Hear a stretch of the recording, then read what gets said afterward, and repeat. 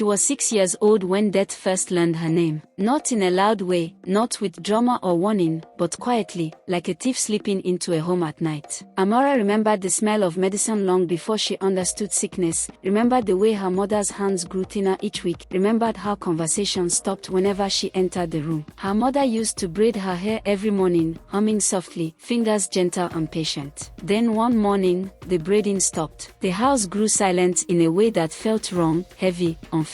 At the burial, Amora did not cry. She stood beside her father, holding his hand, confused by the tears of adults and the finality of the wooden box being lowered into the ground. It was only later, weeks later, when she reached for her mother in the dark and found only air, that the crying came. Her father became everything after that. Mr. Kolechi learned to cook meals he had never cooked before, learned how to listen when his daughter talked endlessly, learned how to hide his own grief so she would not feel alone. At night, when he thought she was asleep, he sometimes sat on the edge of the bed, staring at the wall, breathing like a man holding himself together with willpower alone. Yet every morning, he woke with purpose. He woke with resolve. He believed that loss did not end life, it reshaped it. And so, in that small house filled with absence, he raised Amora not with bitterness, but with values. He taught her to speak truth even when it was uncomfortable, to respect herself even when the world did not, and to believe fiercely in education. Knowledge, he told her again and again, is the one thing nobody can take from you. Those words became the rhythm of her childhood, repeated like a prayer. As Amora grew, so did her curiosity. She asked questions that startled adults, questions about fairness, about rules, about why some people suffered while others seemed untouched by hardship. Her father encouraged it. He never told her to be quiet when she spoke her mind. Instead, he listened, nodded, and sometimes smiled with quiet pride. When she came home from school angry about injustice, about a classmate being punished unfairly or a teacher favoring certain students, he would sit with her at the small wooden table and explain the world patiently. That was when the dream was born. You argue like a lawyer, he told her one evening, half joking, half serious. One day, you'll stand in a courtroom and speak for people who have no voice. From that day on, the idea took root. Amora carried it with her through crowded classrooms and long walks home, through torn textbooks and borrowed pens. Money was always tight, but effort was never lacking. Her father worked extra hours, took jobs he did not talk about, and skipped meals without complaint so her school fees would be paid on time. When Amora topped her class, he celebrated as if she had won the world. When she doubted herself, he reminded her of who she was becoming. At night, under dim light, they planned the future together. University, law school, a life built on dignity. For the first time since her mother's death, the house felt hopeful again. Not perfect, not easy, but purposeful. And Amora believed, with the simple faith of youth, that dreams once spoken aloud could not be broken. The admission letter arrived on an ordinary afternoon, folded neatly inside a thin envelope that looked far too small to carry such power. Amora opened it slowly, hands trembling, reading the words twice, then 3 times, to be sure they were real. When she ran to her father, breathless and laughing and crying all at once, he took the letter and read it in silence. His hands shook, his eyes filled. He did not speak for a long moment, and when he finally did, his voice cracked in a way Amora had never heard before. Your mother would have been so proud, he said. That night, they ate rice and stew like it was a feast. They talked about hostel life, about lectures, about the kind of lawyer Amora wanted to be. For days, the house buzzed with quiet joy. But life, indifferent to human plans, had already chosen another path. A sudden illness, a rushed hospital visit, words spoken softly by doctors who avoided eye contact. Amora watched her father weaken in a hospital bed, the man who had carried her entire world now struggling to lift his hand. He still smiled at her. He still spoke of the future. No matter what happens, he whispered, you must go to that university. When he died, it felt unreal, like waking up inside someone else's nightmare. At 19, Amora stood beside another grave, older now, fully aware of what burial meant. This time, the crying did not wait. It broke out of her in waves that left her empty and shaking. The world that had just begun to make sense collapsed all over again. After the burial, the days bled together, heavy and colorless. Condolences faded quickly. Neighbors returned to their lives. dreams. The house that once held warmth and laughter became quiet, hollow, uncertain. Amara walked through rooms that still carried her father's presence, touching his chair, his books, his shoes, as if he might return if she held on long enough. She told herself she would be strong. She told herself she would survive. She still had the admission letter. She still had the dream. But grief has a way of making the future feel fragile, like glass waiting to shatter. In the silence that followed, Amara sensed it before she understood it. Something was changing. The safety she had always known, the protection her father had provided simply by existing, was gone. People who had smiled too easily now watched her differently. Words sounded sharper. Kindness felt conditional. Yet Amara held on to hope, believing that endurance was enough, that patience would carry her forward. She did not yet know that the hardest chapter of her life was about to begin, not from strangers, but from the place she still called home. The change did not arrive all at once. It crept in quietly, almost politely, as if testing how much Amara would notice. At first, it was in the tone of voices, the way instructions were given instead of requests, the way her presence began to feel like an inconvenience rather than a responsibility. Gideon, her stepfather, had always worn kindness like a borrowed coat when her father was alive. He spoke softly then, offered help, pretended concern. But now, with the grave still fresh and the house stripped of its protector, the coat came off. He began to remind Amara, casually at first, that she was no longer a child and that everyone had to earn their keep. Morning became her enemy. Before the sun rose, she was already awake, scrubbing floors, fetching water, carrying loads that bent her back and burned her palms. When she paused from exhaustion, Gideon's voice would cut through the air, sharp and impatient, telling her not to be lazy, telling her suffering built character. The grief she carried inside her chest was heavy enough, but now her body began to carry it too. Each day felt longer than the last, stretched thin by labor and silence. The house that once felt like shelter became a place where she measured her steps, careful not to provoke anger, careful not to remind anyone that she still had dreams. As weeks passed, Gideon's cruelty shed its subtlety. Words became weapons. He mocked the way Amara spoke, the books she tried to keep hidden, the admission letter she folded carefully and tucked away like a secret prayer. Whenever she mentioned school, even cautiously, his laughter filled the room, loud and humiliating. University, he scoffed one afternoon as she returned from hawking slippers under the sun, sweat soaking through her clothes. Look at you. Is this the life of someone going to school? He called her ungrateful. He called her foolish. He told her stories about women who dreamed too much and ended up with nothing. Amara learned to swallow her responses, learned that silence was safer than truth. Hunger became familiar. Some days, she ate once. Other days, not at all. Yet she still woke early, still walked until her muscles ached, still carried herself with a quiet dignity that angered Gideon even more. He wanted her broken,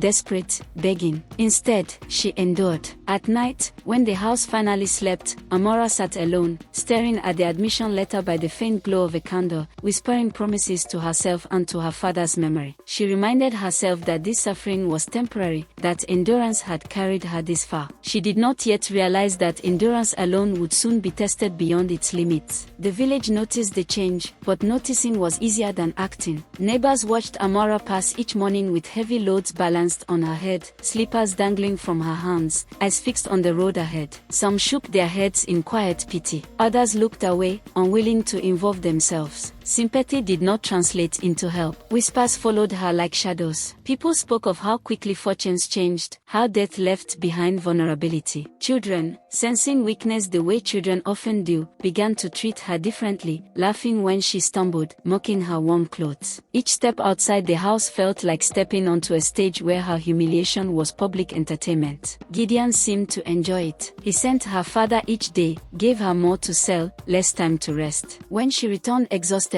he accused her of laziness, of trying to avoid work. The injustice burned inside her, but she had nowhere to pour it out. The law she once dreamed of studying felt distant now, almost unreal. And yet, even as despair pressed in, a small stubborn part of her refused to let go. She held on to the belief that suffering did not define destiny, that there was still meaning in patience, even if she could not yet see it. One evening, after a particularly long day, Amora finally gathered the courage to speak again. She approached Gideon slowly, her voice steady despite the fear tightening her chest. She spoke of her father's wishes, of the admission already secured, of the promise she had made. For a moment, he listened without interrupting, his expression unreadable. Then he laughed. Not the casual laughter of before, but something colder, sharper. "Your father is dead," he said bluntly. "His dreams died with him." The words struck harder than any slap could have. Gideon leaned closer, lowering his voice as if sharing wisdom. He told her life was not fair, that dreams were for people born lucky, that suffering was her portion. "You were born to struggle," he said, as though stating a fact. "Accept it." Something shifted in Amora then, something fragile cracking quietly inside her. She realized, with painful clarity, that this man did not simply want control. He wanted erasure. He wanted to wipe away every trace of who she was becoming. That night, as she lay awake, tears soaking her pillow, she understood that the fight ahead was not just about education. It was about survival, about identity, about refusing to disappear. Gideon's plans began to take shape soon after, though Amora sensed them before she heard them spoken aloud. Conversations stopped when she entered rooms. Visitors came and left quickly, casting curious glances her way. One afternoon, she overheard her name spoken in hushed tones, followed by laughter that made her stomach twist. Fear settled deep in her bones, heavy and unrelenting. She felt trapped, cornered by circumstances she could not control. Still, she clung to hope, fragile though it was. She told herself that no one could truly take her future without her consent. She did not yet know how wrong she was. As the days passed, Gideon watched her closely, measuring her obedience, her silence, her exhaustion. To him, she was no longer a person but a problem to be solved, a dream to be crushed completely. And as Amora moved through her days, unaware of the full weight of what was coming, destiny tightened its grip, preparing to push her into the darkest chapter of her life. Amora did not hear the decision announced, she felt it descend. It came in the tightening of Gideon's rules, the sudden urgency in his movements, the way he watched her with a calculating calm that made her skin prickle. One morning, before the sun fully rose, he called her into the main room and spoke as if discussing the weather. He said a man had asked for her hand. He said it was settled. He said she would be married within days. For a moment, Amora thought she had misunderstood. Marriage was not a word that belonged to her life yet. Not with a university letter folded under her mattress. Not with her father's voice still echoing in her head. She tried to speak, to ask questions, but Gideon cut her off with a raised hand. "This is not a discussion," he said. "It is your duty." When she finally learned who the man was, her breath left her completely. Sadiq, the crippled beggar who sat by the roadside near the market, legs twisted beneath him, palm always open, eyes lowered. The village knew him as a fixture, part of the landscape, someone people passed without truly seeing. Amora's knees weakened. This was not marriage. This was punishment made public. She pleaded. She reminded Gideon of her admission, of her father's wishes, of her own humanity. He listened without emotion and then delivered the final blow. "You want to go to school?" he sneered. "Marry him first. Let life teach you what school never will." In that moment, Amora understood that resistance would only deepen her suffering. She felt the walls closing in, felt her future being dragged away from her, piece by piece. The days that followed moved too fast and too slow at the same time. News traveled quickly, carried by curious mouths eager for drama. Women whispered as Amora passed, some with pity, others with barely concealed judgment. Men laughed openly, shaking their heads as if her fate were a cautionary tale. Children, cruel in their innocence, repeated what they heard at home, pointing, mocking, turning her humiliation into a game. Wedding preparations began, if they could even be called that. There was no joy, no celebration, only rushed arrangements done without care. The dress was ill-fitting, borrowed, worn by others before her. The food was cheap, the music, loud and careless. Gideon moved through it all with an air of satisfaction, as if each detail confirmed his victory. Amora moved like someone underwater, present but detached, watching her own life unfold as though it belonged to someone else. At night, she stared at the ceiling, wondering how endurance had led her here. She thought of running, but there was nowhere to go.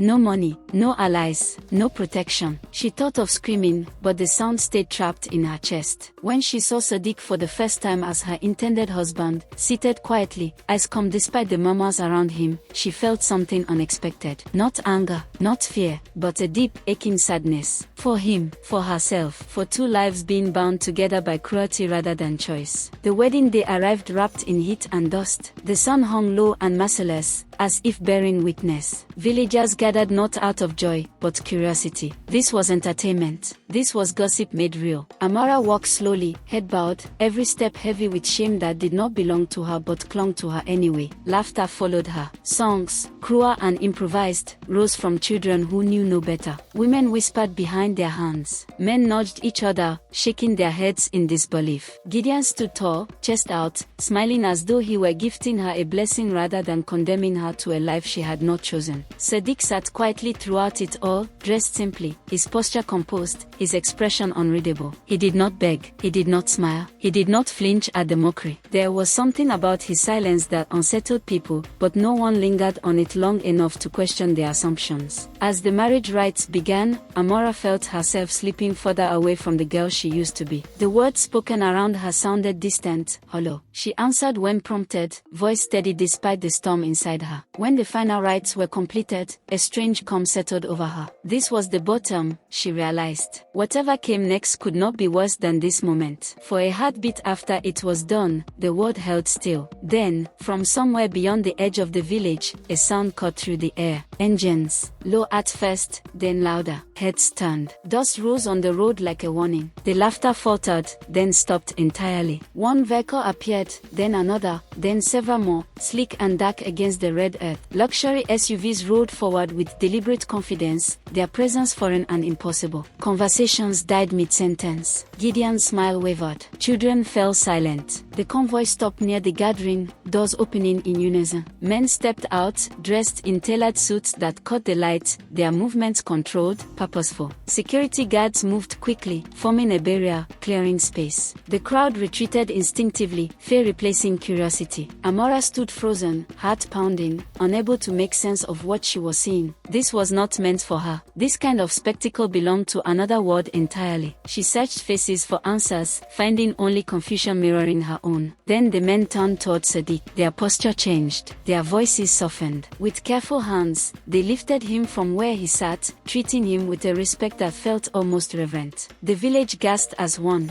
Gideon stumbled back, his confidence evaporating. Amora's breath caught in her throat, her mind racing to catch up with reality. This was not how beggars were treated. This was not how punishment was meant to end. As Sadiq was guided toward the waiting vehicle, he finally looked at Amora, really looked at her, his eyes steady, unreadable, carrying something she could not yet name. In that suspended moment, with dust still hanging in the air and silence pressing in from all sides, Amora felt the ground shift beneath her feet. The story she thought she understood was unraveling. And whatever truth waited on the other side of this revelation, she knew, with sudden certainty, that her life would never return to what it had been moments before. The silence that followed felt heavier than the dust still floating in the air. No one spoke. No one laughed. Even the children, who moments ago had turned cruelty into song, stood frozen, eyes wide, sensing that something far beyond their understanding had just unfolded. Amora's heart pounded so loudly she was sure others could hear it. The men in suits moved with quiet efficiency, one of them opening the door of the SUV while another adjusted Sadiq's position with careful precision. This was not the treatment given to a roadside beggar. This was respect. This was reverence. Gideon found his voice first, though it came out thin and uncertain, cracking under the weight of fear. He demanded to know what was happening, demanded to know who these people were, demanded an explanation as if he still had authority. He received none. One of the men turned to him briefly, his gaze sharp and dismissive, the kind of look given to someone who did not matter. Then, finally, another spoke. His voice was calm, controlled, carrying effortlessly across the stunned crowd. He addressed Sadiq not by name alone, but by title, words that did not belong in a dusty village or a humiliating wedding. The name echoed like thunder in Amora's ears. Billionaire, philanthropist, chairman. Each word peeled away another layer of the lie she had been forced to live inside. The man explained, without apology, that Sadiq Bello had lived in disguise for years following a devastating accident that left him injured and disillusioned with the world he once ruled. Wealth, power, admiration, all of it had failed him when he needed humanity the most. He had walked away from it willingly, choosing obscurity over false loyalty, poverty over shallow praise. He had wanted to see people as they they truly were when there was nothing to gain. The crowd shifted uncomfortably, faces burning with the sudden awareness of their own cruelty. Gideon's knees weakened. The victory he had tasted minutes ago turned to ash in his mouth. Amora listened, barely breathing, as the truth unfolded piece by piece. Sadiq had watched her long before she ever knew his name. He had seen her hawking slippers under the sun without complaint. He had noticed the way she spoke politely even when mocked, the way she never spat words of bitterness no matter how harshly life treated her. He had learned of her admission, her father's dream, the way those dreams were crushed deliberately by someone meant to protect her. He had not intervened then, not out of cruelty, but out of certainty. He needed to know who she was when stripped of hope, when the world offered her nothing in return. When Sadiq finally spoke, his voice was quiet, steady, carrying authority without arrogance. He apologized to Amora, not for the disguise, but for the pain she had endured because of it. He told her he would understand if she hated him, if she wished to walk away. The words stunned her. No one had offered her a choice in a long time. She looked at him, really looked at the man she had been forced to marry in shame. The man who had sat silently while the village laughed. In his eyes, she did not see pity or triumph. She saw honesty. She saw a mirror of her own suffering. Around them, the village held its breath. Gideon collapsed onto the ground, murmuring excuses that no one cared to hear. The same people who had mocked now avoided Amora's gaze, suddenly aware of the fragile line between power and powerlessness. Amora felt the weight inside her chest shift. The shame that had crushed her moments ago dissolved, replaced not with pride but with clarity. She had been humiliated, yes, but she had not been defeated. When she finally spoke, her voice did not shake. She did not scream or cry or accuse. She simply nodded, accepting the truth without spectacle. That quiet dignity unsettled the crowd more than anger ever could have. The convoy prepared to leave, but not before Amora took one last look around the village that had witnessed her lowest and highest moments collide in the same breath. She did not curse them. She did not beg them to understand. She stepped forward on her own, assisted gently into the vehicle, her head held high, posture straight, eyes forward. In that moment, she was no longer the girl forced into marriage as punishment. She was a woman stepping into a future she had nearly lost. As the SUVs rolled away, dust rising behind them, the village stood in stunned silence, left to sit with its guilt and disbelief. Gideon remained on the ground, smaller than he had ever been, stripped of power by the very cruelty he had wielded. Inside the moving vehicle, Amora stared out the window, emotions colliding inside her like waves. Relief, confusion,